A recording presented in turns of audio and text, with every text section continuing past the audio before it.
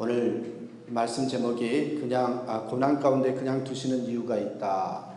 고난 가운데 그냥 두시는 이유가 있다. 이런 제목으로 말씀을 증거합니다. 여러분 오늘 다 아시는 사도행전 8장의 내용이 있죠. 이 오늘 본문의 배경을 보시면 외형적으로 보면 실패 이야기입니다. 스데반이 돌에 맞아 죽은 이야기입니다. 여러분 1절을 한번 보시면 이렇게 써 있네요. 큰 박해가 있어 흩어졌다고 했습니다. 박해가 있고 흩어졌습니다.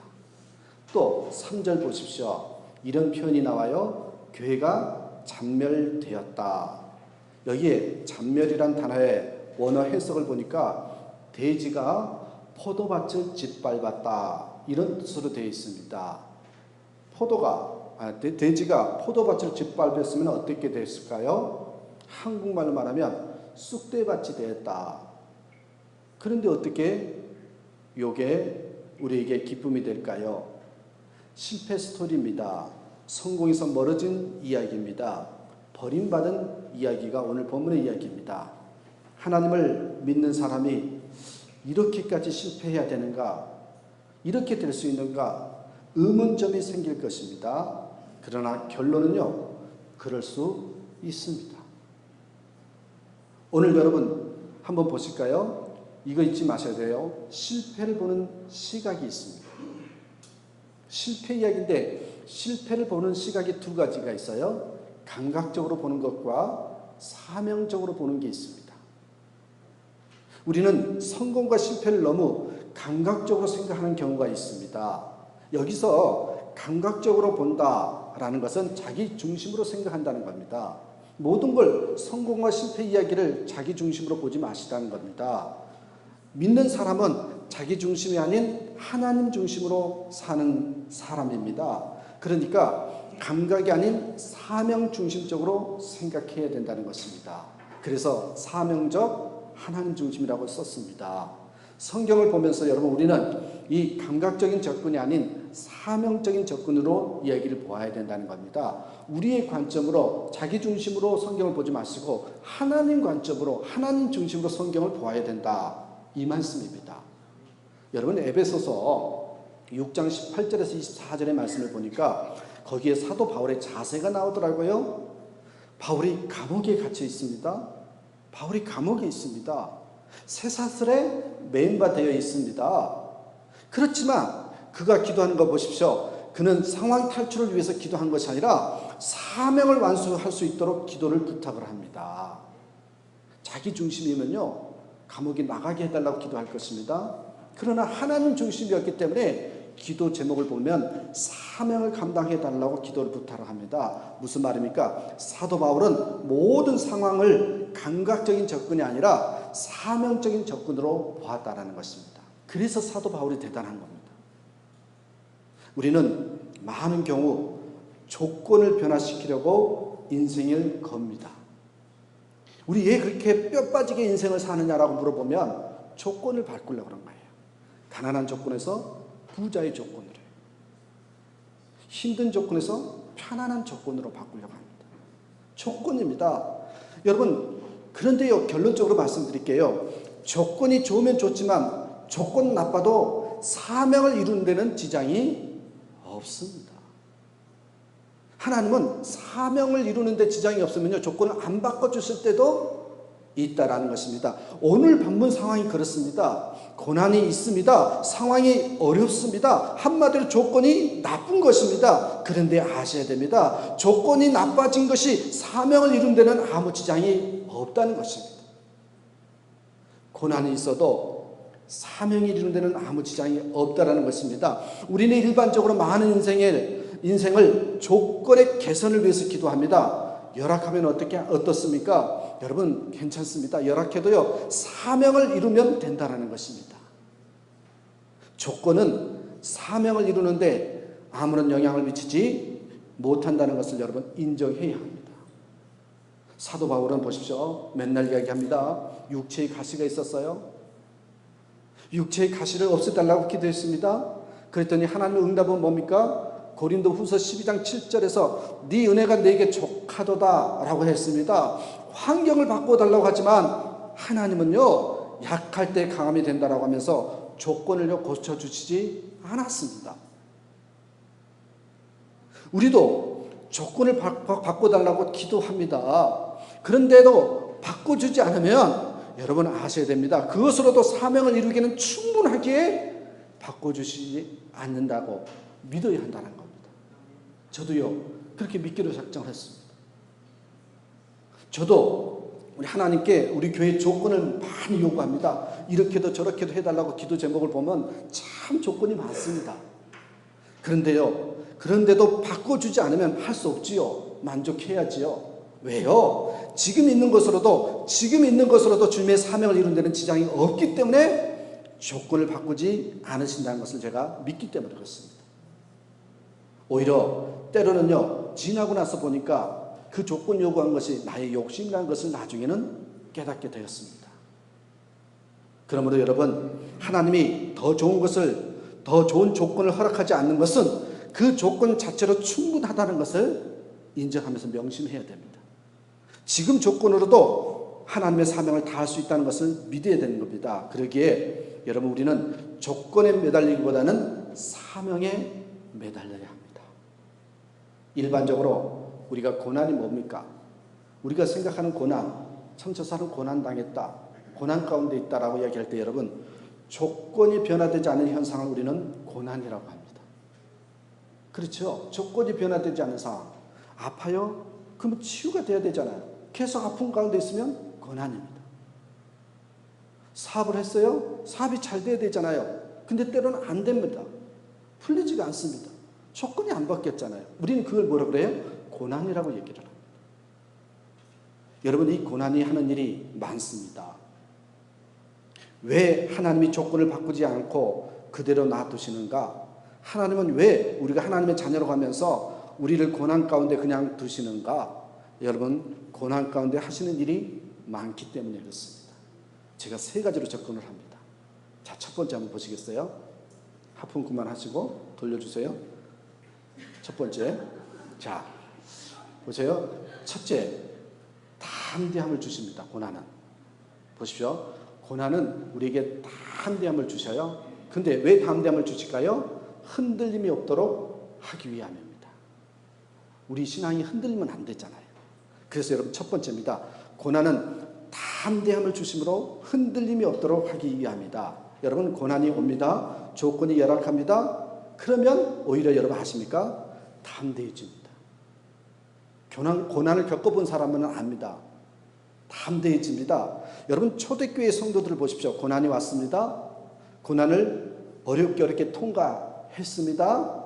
고난을 체험한 사람들이었죠. 근데 고난을 체험한 사람들의 특징이 있습니다. 뭔지 아십니까? 담대함이 있습니다. 담대함이. 바닥을 체험했습니다. 바닥을 체험했거든요. 바닥에 내려가 보아도 죽지 않거든요. 그래, 담대함이 생깁니다. 그렇습니다. 여러분, 고난을 통해서 바닥을 체험한 성도들에게는요, 담대함이 생깁니다. 여러분, 시편 23편 4절 말씀 아시죠? 내가 사망의 음침한 골짜기를 다닐지라도 해를 두려워하지 않는 것은 주께서 나와 함께 하십니다. 여러분, 이 다윗의 고백 보십시오. 사망의 골짜기를 가보니까 별것 아니라는 것입니다. 고난을 막상 당해보니 생각보다 별것이 아니라는 것입니다. 왜요? 하나님이 나와 함께 하시기 때문에. 내가 경험해 보았다는 것입니다. 그래서 하나님이 나와 함께함으로 능히 감당할 수 있다라는 고백이 나오는 것입니다. 하지만 여러분, 경험하지 못한 사람은요, 바닥에 내려가 보지 못한 사람은요, 여러분, 음침한 골짜기라는 단어만 들어도요, 두려움이 확 몰려옵니다. 두려움에 사로잡힙니다. 그래서요, 기껏해야 하는 기도가 뭡니까? 우리 보통 일반적으로 담대함이 없는 사람의 기도 제목은 뭔지 아십니까? 하나님, 제가 말 잘 들을 테니까 나를 음침한 골짜기로 가지 않도록 해주세요. 이게 기도 제목이에요. 이런 기도를 많이 합니다. 어떤 분은 또 솔직하게 말합니다. 이렇게 솔직하게 해요. 하나님, 이왕 믿은 거 고난 없이 믿게 해달라고. 그게 우리 기도, 일반적으로 기도 아닙니까? 저도요, 고난이 얼마나 힘든 것인지를 알기 때문에 솔직한 저의 마음도 이런 기도가 됩니다. 그러나 여러분, 분명히 알아야 됩니다. 하나님이 하나님은 우리에게 고난을 주시는 것을 유익을 주시기 위해서라는 것입니다. 절대 나쁜 것이 아닙니다. 연약함이 아닌 담대함으로 나아가도록 위해서 오히려 고난을 통과하는 것이 낫다라는 것입니다. 별것 아니라는 것을 깨닫고 주께서 함께 하시면 두려울 것이 없고 승리할 수 있다. 이런 담대함의 고백이 있어야 된다라는 겁니다. 그런데요, 여러분, 이 고난이, 이 담대함이 어느 때 생겨요? 이 고난을 통과해보고 고난을 겪어본 사람만이 담대함이 생긴단 말이에요. 이 설교 시간에 종종 예화를 드는데 옛날에 책에서 읽은 내용인데 한번 보시겠어요? 로이드 오길비 목사님이라고 이 공중근해 타기에 대한 얘기입니다. 자신의 친구 이야기를 이렇게 전한 바 있어요. 친구가 서커스 단원이었습니다. 여러분, 서커스의 백미라면 공중근해 타기일 겁니다. 근데 보기에도 아찔한 장면이 많습니다. 실제로요, 공중근해를 타는 사람이 얼마나 큰 공포를 느끼는지, 얼마나 큰 위험을 감수하는지 우리는 상상도 할 수 없을 것입니다. 공중근해 타기를 배우는 데는요, 처음에 탈 때 순차적인 훈련 코스가 있답니다. 처음부터 근해 타는 법이나 묘기부터 가르치지 않는다는 것입니다. 가장 먼저 가르치는 것이 뭔지 아십니까?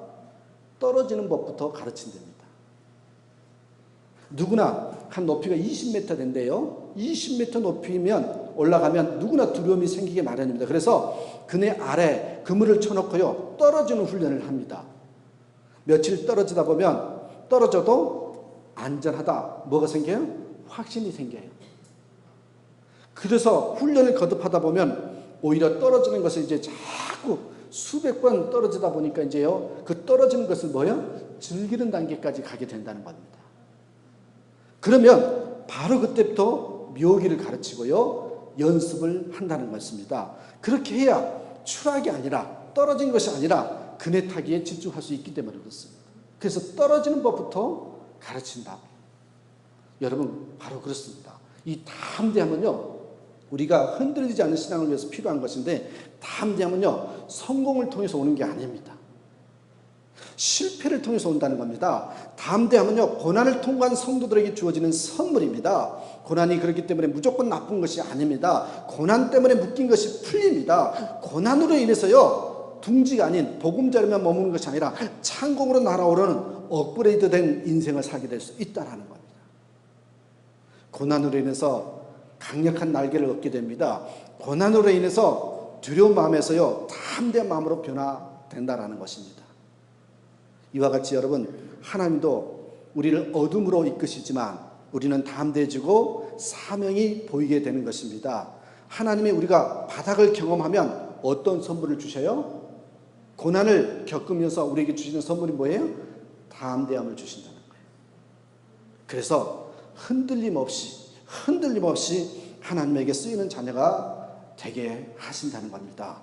담대함이 있어야만 든든한 신앙인이 되기 때문에 그렇습니다. 고난을 통해 이 담대함을 소유함으로 흔들림 없는 신앙을 소유하는 저와 여러분 되시길 간절히 축원합니다. 첫 번째 기억하십시오.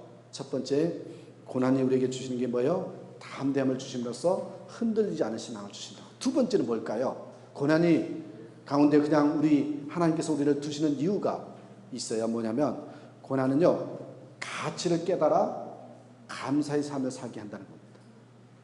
두 번째 뭐예요? 가치를 깨닫게 한다는 겁니다. 여러분 아셔야 돼요. 가치를 깨달아야만 감사함이 생깁니다. 소중한 줄 알아야 감사함이 생깁니다. 그래서요, 고난은 뭐를 깨닫게 한다? 가치를 깨닫게 한다는 것입니다. 재미있는 것은요, 이 가치를 깨달아야만 감사가 나와요.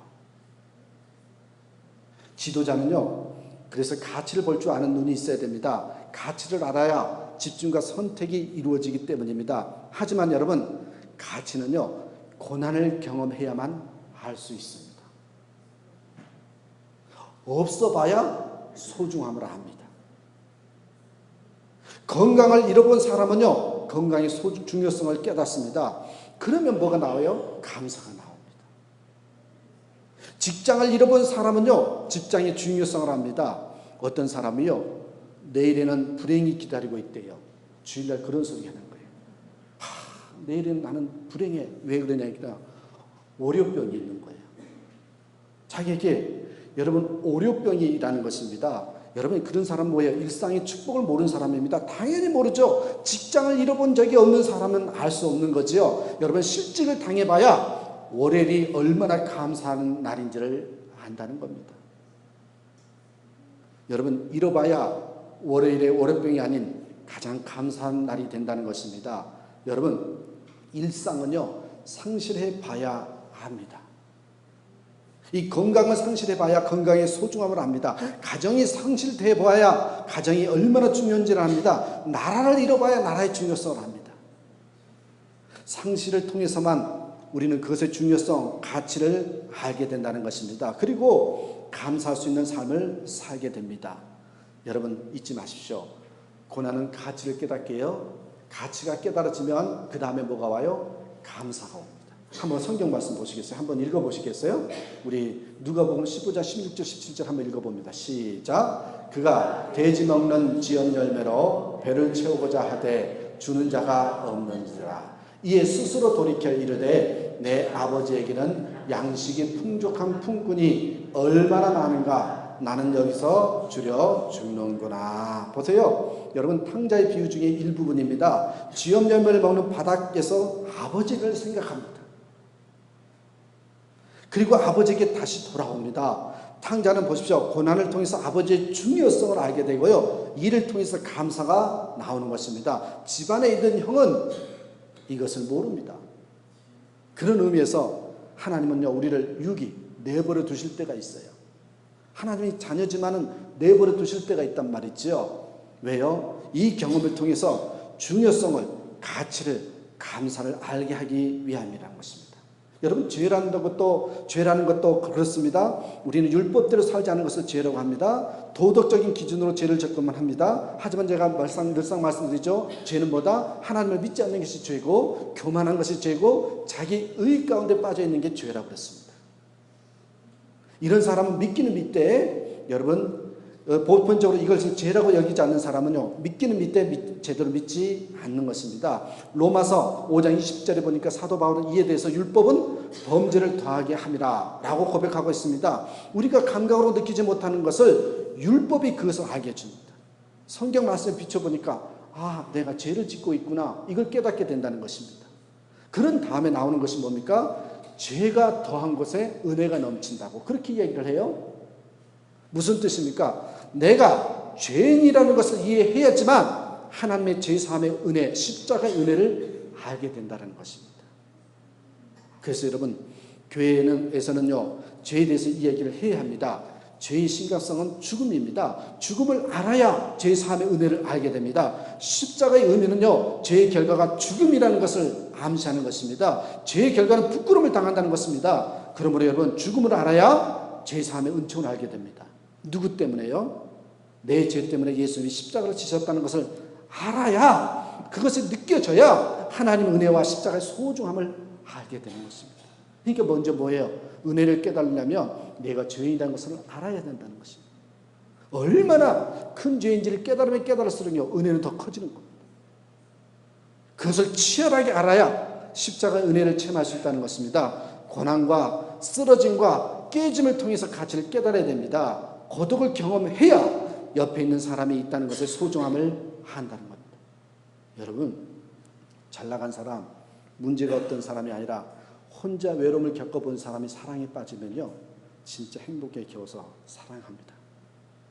상처를 경험해야 이 치유된다는 것의 소중함을 알게 됩니다. 이럴 때 은혜가 넘친다는 겁니다. 여러분 제가 하나 예화를 드릴게요. 한번 보시겠어요? 코카콜라의 서지오 자이먼이라는 회장님이 있었어요.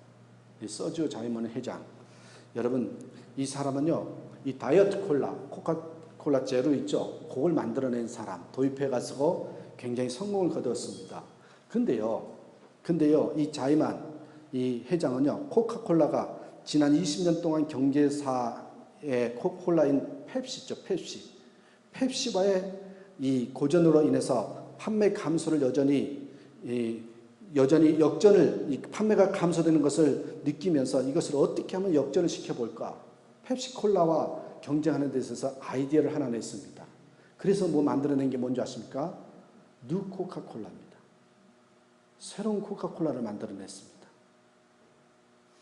여러분 100년 동안 대중화된 음료수를 그 시판 코카콜라를 중단하고 그 제품 바꿔서 새로운 코카콜라를 만들었는데요. 우리나라에도 잠깐 들어왔었습니다. 무슨 콜라라냐면 825 콜라예요. 815 콜라. 근데 재밌는 게 뭔지 아십니까? 이게요, 새로운 콜라를 만들었는데요, 팔리지 않아서 79일 만에 접었습니다. 판매 중지가 됩니다. 그러니까 여러분, 코카콜라 새로운 거 있죠? 815 콜라 지금 가지고 있는 사람은 엄청난 값을 받는답니다. 79일 동안만 나왔다고 없어졌는데, 여러분 이 콜라를 만들어내는데 약 10억 달러의 손해를 끼쳤습니다. 사람들은요, 새로운 콜라를 싫어했습니다. 그리고요, 이것으로 말미암아 자기만이 회사를 그만두는 원인이 되었습니다. 이 사람이 그런가 봐요. 이 콜라가 이전의 맛이 익숙해가지고 새로운 콜라가 이상한 거죠. 한국에 가면 짜장면이 얼마나 맛있습니까? 근데요, 지금 가서 한 10년 지내고 나서 한국 가니까 짜장면이 맛이 없습니다. 브라질 짜장면이 제일 맛있더라고요. 10년 동안 입에 젖어 있어서 그런 겁니다. 아마 그런 케이스일 겁니다. 그런데요, 재밌는 일이 생긴 겁니다. 요 10억 달러 손해를 봤잖아요. 79일 만에 새로운 콜라가 팔리지 않아서 접었잖아요. 근데요, 이게 대실패인 줄 알았습니다. 여러분, 인생은 역설이라는 것을 알게 됩니다. 오히려요, 새로운 콜라가 나온 다음에 이전의 콜라의 매출이 더 올라가는 것입니다. 왜요? 여러분, 이런 난관을 통해서 이 코카콜라 클래식 있죠? 원래 콜라가 얼마나 중요한지를 깨달아서요, 오히려요, 2배로 더 꽝충 튀어가지고요, 더 잘 팔리게 됐다라는 겁니다. 그러니까 새로운 콜라가 나온 것이 실패인 줄 알았더니 그거로 말미암아 클래식 코카콜라가 2배로 팔리게 돼서 그 다음부터요, 펩시콜라가 게임이 안 됐다고 합니다. 여러분, 참 재밌습니다. 이러한 사건이 우리 삶에도 나타납니다. 우리는 분명히 실수한 것입니다. 우리는 분명히 잘못한 것입니다. 우리는 분명히 범죄한 것입니다. 우리는 박살이 났습니다. 그런데 우리는요, 이 경험을 통해서 하나님의 은혜가 얼마나 큰지를요, 깨달았다는 사실입니다. 십자가의 중요성을 알게 됩니다. 여러분, 박살이 난 다음에 더 하나님을 의지하게 되고요, 그래서 더 강력하게 쓰임받게 되었다는 것입니다. 왜요? 가치를 발견했기 때문입니다. 은혜를 발견했기 때문입니다. 그래서 감사가 나오는 것입니다. 여러분, 배신을 당해봤을 때 진정한 친구가 누군지 알잖아요. 여러분, 나라가 어지러울 때 충신이 나온단 말이 있잖아요. 가정이 어려울 때 위대한 아내가 나옵니다. 어려움을 통해서 우리는 진정성을 발견하게 되는 것입니다. 그렇기 때문에 여러분, 실패 가운데, 어려움 가운데, 고난 가운데 있으십니까? 걱정하지 마십시오. 하나님 섭리가 있습니다. 가치를 깨달아요, 감사의 삶으로 인도하는 과정입니다. 이 가치를 깨닫는 저와 여러분 되시길 간절히 축원합니다. 하나만 더 볼까요? 세 번째입니다. 하나님께서요, 우리를 고난 가운데 그냥 두시는 이유가 있어요. 왜요? 고난은요, 안주의식을 깨고요, 사명에 집중하게 하기 때문입니다. 사명에 집중하게 하기 위해서요. 이 안주함, 변화되는 것에 대한, 우리 변화되는 걸 싫어하잖아요. 여러분, 1절 한번 다시 보겠어요? 1절 함께 다 읽어봅니다. 시작. 사울은 그가 죽임당함을 마땅히 여기더라. 그날에 예루살렘에 있는 교회에 큰 박해가 있어 사도 외에는 다 유대와 사마리아 모든 땅으로 흩어지니라. 4절이요. 그 흩어진 사람들이 두루 다니며 복음의 말씀을 전할세. 1절은요, 박살난 거죠. 4절은요, 사명을 감당한 거잖아요. 여러분, 안주의식을 깨고 사명에 집중하게 되는 내용입니다.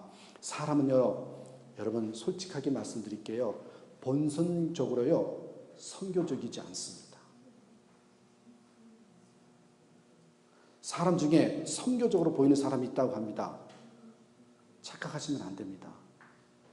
아닙니다. 모든 사람의 본능은 안주하려고 합니다. 예루살렘 교회 얼마나 좋은 교회입니까? 분위기가 좋습니다. 부흥하는 교회입니다. 유무상통한 교회입니다. 좋은 사역자들이 풍성했습니다. 여러분 베드로, 요한, 안드레 같은 사역자입니다.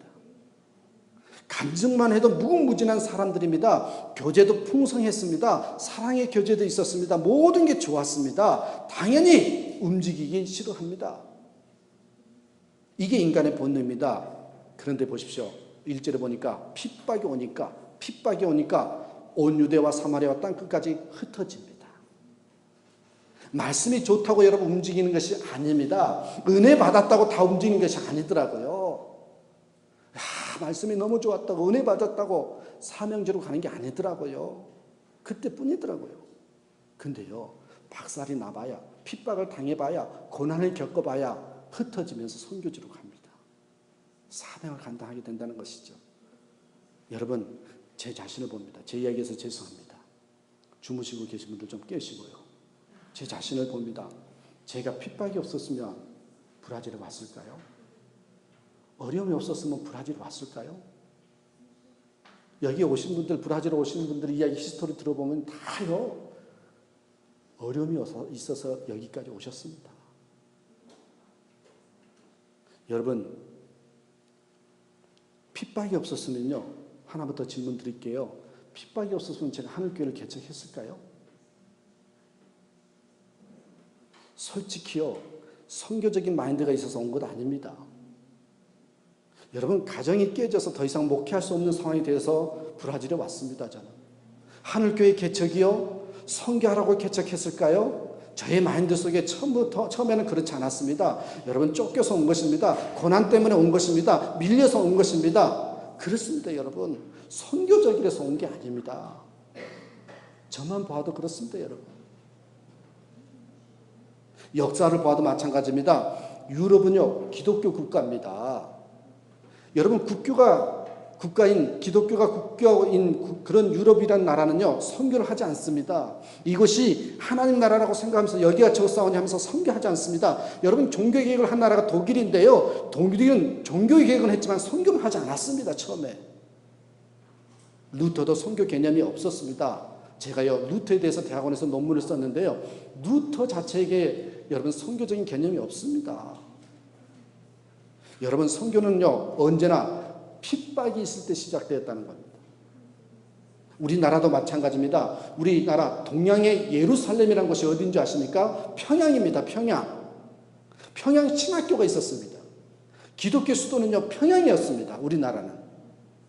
그래서요, 유능한 기독교 지도자 그 당시 거의 다 평양에 있었습니다. 그래서요, 지금도 역사적으로 한국 백년사에 보시면 기독교 역사에 평양 출신자들이 대단한 목회자들이 많습니다. 여러분, 이 모두가 평양에서 목회하기를 원했습니다. 인재의 80, 90%가 평양에 몰려 있다고 했습니다. 1등급 지역이었습니다. 그런데 어떻게 됐어요? 공산화가 되버렸죠. 핍박이 있으니까 전 국가로 확산된 것입니다. 그래서 여러분, 기독교가 부흥이 된 겁니다. 여러분, 인간은 선교적이지 않고요, 안주하려고 하는 경향이 당연합니다. 우리도 마찬가지입니다. 우리에게 사명이 주어졌을 때 우리가 알아서 움직이지 않습니다. 그래서 하나님은요, 우리에게 고난을 허락하시는 것입니다. 우리의 사명을 다할 수 있도록 하기 위함입니다. 이것을 우리는 때로 이렇게 고백을 합니다. 하나님의 인도하십니다. 그래서 고난을 당한 데는 하나님의 섭리와 이유가 반드시 있는 겁니다. 브라질에 살면서요, 우리 이민자들을 만나면 공통점이 있습니다. 삶의 히스토리를 듣다 보면 저분은 그래서 브라질에 보내셨구나 하는 생각이 드는 경우가 너무 많습니다. 그렇지 않으면 예수 믿지 않을 뿐만 아니라 선교에 쓰임받을 수 없었을 것이라는 생각이 들었습니다. 여러분, 기억하십시다. 인간은 선교적이지 않습니다. 안주를 깨고 사명을 감당하려고 때로는 여러분 고난을 주시는 것입니다. 여러분, 사마리안 지역이요, 이 온 유대와 사마리아와 땅끝까지라 그러잖아요. 이 사마리아를 집어넣은 이유가 뭔지 아십니까요? 유대인들이 가장 가기 싫어하고 거기요, 거쳐가기도 싫어서요, 뺑 돌아서 가는 지역이요, 사마리아 지역입니다. 사마리아 지역은 가장 더러운 곳이라고 생각했습니다. 여러분, 차별이 심했습니다. 그래서 거쳐서도 가지 않으려고 했습니다. 그런데 보십시오. 핍박당하자 사마리아로 가게 되는 것을 봅니다. 자기 발로 가지 않습니다. 심지어 여러분, 목회자도 그렇습니다. 악을 골짝 빈들에도 복음 들고 가오리다. 이 찬송 잘 안 부릅니다. 제일 싫어하는 부류가요 목회자들입니다. 할 수 없이요 이제 가고 난 다음에요 이 노래 찬송 부릅니다. 인지상정입니다. 사람은요 편안하고 안주하는 것을 좋아합니다. 이것을 뛰어넘는 초월적인 힘이 있었으면 좋겠는데 그게 쉽지 않습니다. 그래서요 고난이 있는 것입니다. 그래야 가기 때문입니다. 고난이 임하면 갑니다. 그래서 우리 인생에 고난이 필요한 겁니다. 모든 것이 우연이 아닙니다. 필요하기 때문에 우리에게 사명을 주시는 겁니다. 그래서 그것으로 보내는 것입니다. 원치 않는 고난이 있습니다. 때로는 실패하는 경우도 있습니다. 그 이유는 하나님이 이러한 고난을 통해서 안주의식을 깨고 더 큰 능력이 있는 것으로 인도하시기 위함이라는 것을 여러분 잊으시면 안 됩니다. 우리 성경 구절 한 구절만 보고 마치겠습니다. 보십시오. 신명기 32장 11절 말씀 우리 다시 한번 읽어볼까요? 함께 읽습니다. 시작. 마치 독수리가 그 보금자리를 어지럽게 하며 그 새끼 위에 너풀거리며 그 날개를 펴서 새끼를 받으며 그 날개 위에 그것을 없는 것 같이. 여러분 보십시오. 하나님은 독수리에 우리를 비유하고 있습니다. 마치 독수리가 새끼를 훈련시키듯이 하나님께서 이스라엘 백성들을 훈련하신다는 내용이 있죠. 어떻게 해요? 독수리는 높은 절벽과 같은 곳에 둥지를 보금자리를 만듭니다. 그리고 일정한 시간이 지나면 자신의 둥지에서 새끼들을 떨어뜨린다고 합니다. 신명기는 이 광경을 어미 독수리가 보금자리를 어지럽혔다 이렇게 표현했습니다. 어린 새끼를 둥지에서 땅으로 떨어뜨리는 이유는 무엇입니까? 위기의 순간에 최선을 다해서 날개짓을 하는 새끼를 기대하기 때문입니다. 물론 여러분 어미 독수리가 새끼가 떨어지는 모습을 눈여겨보다가 땅에 떨어지기 전에 새끼를 건져 올립니다. 신명기는 어미가 이것을 뭐라래요? 날개를 펴서 새끼를 받으며 라고 기록합니다. 이렇게 떨어뜨리고 받는 과정을 통해서 새끼는요 강한 날개짓을 배우고요 날개를 사용할 줄 알게 된다는 겁니다. 그래야 독수리가요 닭이 되지 않고요 독수리가 될 수 있기 때문에. 여러분 보금자리에서 밀려나오는 새끼들의 심정은 고통스럽고 야속하겠지만 그 괴로운 훈련의 과정을 통해서 강한 독수리로 성장하게 됩니다. 하나님께서 이스라엘을 광야에서 훈련시키신 과정이 그와 같다는 것입니다. 하나님도요 우리를 고난의 자리로 미십니다. 하지만 비록 하나님이 받아주실 것을 믿지만 우리는 치열하게 노력해서 뭐예요? 믿음의 근육을 강화시켜야 되는 겁니다. 또한 이러한 고난을 통과하면서 담대해지고요 독수리 믿음을 가질 수 있는 것입니다. 믿음의 근육을 만들게 하십니다. 고난을 통과해야 근육이 생깁니다. 우리는 닭이 아닙니다. 독수리입니다. 그래서 우리에게 고난을 주시는 겁니다. 그래야 안주에서 사명으로 나아갈 수 있기 때문에 그렇습니다. 사랑하는 여러분, 말씀을 정리합니다. 우리 인생의 많은 시간을 조건 변화시키기 위해서 했습니다. 그러나 하나님은 사명 완수가 삶의 목적이 되어야 한다고 말합니다. 그래서 조건을 바꾸어 주지 않을 때가 많습니다.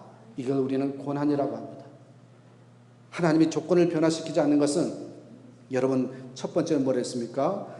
담대함을 주심으로써 흔들리지 않게 하려고. 두 번째는 뭡니까? 가치를 깨달아 감사하려고 감사하는 삶으로 인도하시려고. 세 번째는 뭐였습니까? 안주하지 않고 근육 키워서 사명 감당하라고. 보십시오. 다 고난이 뭡니까? 유익입니다. 유익입니다. 그러므로 우리 강력함을 가지고 하나님께 쓰임받는 그런 삶이 되시길 간절히 축원합니다. 기도하겠습니다. 하나님 감사합니다. 오늘